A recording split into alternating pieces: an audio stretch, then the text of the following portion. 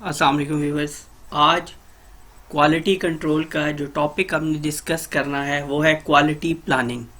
तो हम इसमें देखेंगे कि क्वालिटी प्लानिंग क्या है और स्टेप्स कौन से इन्वॉल्व हैं क्वालिटी प्लानिंग के अंदर। तो पहले देखते हैं क्वालिटी प्लानिंग है क्या चीज़। Quality planning identifying customers both internal and external. Internal और एक्सटर्नल हम डिस्कस कर चुके हैं पहले। तो सबसे पहले ये है कि आप निशानदेही करेंगे कि आपके इंटरनल कस्टमर कौन है और एक्सटर्नल कस्टमर कौन है। Determining the need and developing product features, ठीक है, और डिटरमाइन द नीड, ज़रूरत क्या है उनकी, और वो जो प्रोडक्ट चाह रहे हैं, जो कस्टमर इंटरनल या एक्सटर्नल जो प्रोडक्ट चाह रहे हैं उसके अंदर क्या क्या खुसूसियात होनी चाहिए। सेटिंग गोल्स एंड ऑब्जेक्टिव्स, ठीक हो गया जी। ये प्लानिंग का ही काम है कि हम अपने मकासद जो हैं, अपने गोल्स जो हैं हम पहले से सेट कर लेंगे। Goals are long term, objectives are short term. अच्छा, अब गोल्स जो हैं वो लॉन्ग टर्म होते हैं कि हमने इस जगह तक पहुंचना है, और जो ऑब्जेक्टिव्स होते हैं वो शॉर्ट टर्म होते हैं। जैसे जैसे हम ऑब्जेक्टिव्स को अचीव करते जाते हैं इसी तरह हम अपने गोल, हम अपनी मंजिल की जानिब बढ़ने लग जाते हैं। अब steps to quality planning. Number 1, customer needs, who will they change their wants, ठीक हो गया। अब कस्टमर नीड के, उनकी ज़रूरत क्या है, हमने अपनी प्रोडक्ट को उनकी ज़रूरत के मुताबिक बनाना है, ठीक है जी। हमें क्या करना है कि हमें अच्छे तरीके से कस्टमर की ज़रूरत को देखना है कि वो चाहता या चाहती क्या है, उसके मुताबिक हमने किसी भी चीज़ को बनाना है।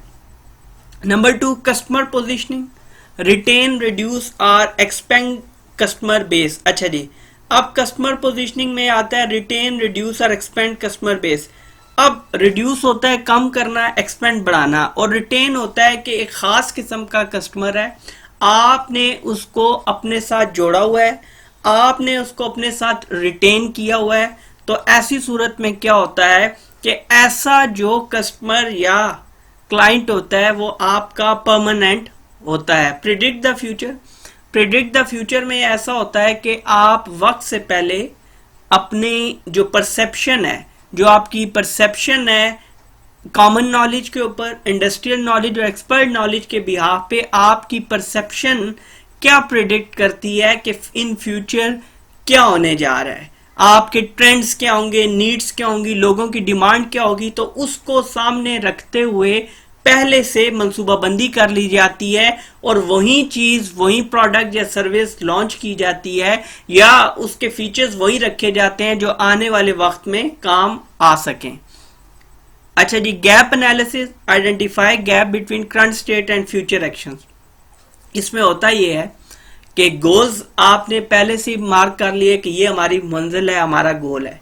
तो आप उस टाइम पे कहाँ पे हैं और आपके गोल्स कहाँ पे हैं। तो ये जो आपका करंट सिचुएशन का उन गोल्स तक का जो आपस का डिस्टेंस है, जो फासला है, इसको हम गैप बोलते हैं, ठीक है। तो उसके बाद हम गैप एनालिसिस करते हैं। गैप एनालिसिस में क्या होता है कि हम देखते हैं कि हमने यहां से अपने गोल तक जो पहुंचना है, तो इस पहुंचने के अंदर हमें मजीद क्या एफर्ट करनी पड़ेगी, मजीद हमें किस हद तक काम करना पड़ेगा, किस किस चीज को हमें सेटिस्फाई करना पड़ेगा, ताकि उन चीजों को बुरुएकार लाते हुए हम अपनी मंजिल पे बाआसानी पहुंच सकें। Then closing the gap, establish goals and responsibilities, alignment, align to the vision and mission of the organ plan, without align will fail। अब जी आपने अलाइनमेंट होता है कि आप चीज़ों को तरतीब वार करें।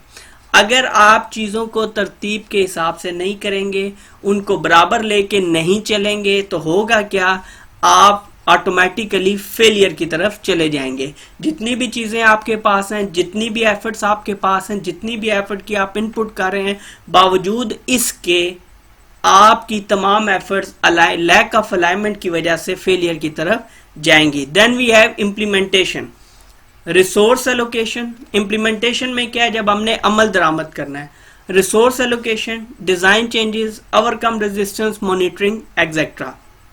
अच्छा, अब इम्प्लीमेंटेशन में क्या है कि सिर्फ कहना काफी नहीं है, बल्कि आपने वसाइल भी जो है वो मुहैया करने हैं, उसके अलावा डिजाइन चेंजेस, ओवरकम रेजिस्टेंस, और आपको इस तरह की किसी भी चीज का सामना करना पड़ रहा है, कोई रेजिस्टेंस आ रही है, कोई रुकावट आ रही है, कोई हर्डल आ रही है, तो आपने उसके ऊपर काबू पाना है। और उसके बाद किस लिए? कंटिन्यूस इंप्रूवमेंट के लिए, कंटिन्यूस प्रोसेस के लिए आप मॉनिटरिंग का अमल जारी रखेंगे, ताकि प्रोडक्ट या सर्विस के कंप्लीट होने के बाद इंस्पेक्शन करके आप डिफेक्ट्स को फाइंड आउट ना करें, बल्कि बेहतर यह है कि आप साथ साथ चीजों को मॉनिटर करते रहें, ताकि डिफेक्ट्स साथ साथ आपके सामने आए, साथ साथ आप इनकी करेक्शन करें। ये था जी आज का हमारा टॉपिक क्वालिटी कंट्रोल कोर्स का, क्वालिटी प्लानिंग। इसके अगले टॉपिक के साथ बहुत जल्द आपसे मुलाकात होती है, तब तक के लिए अल्लाह हाफिज।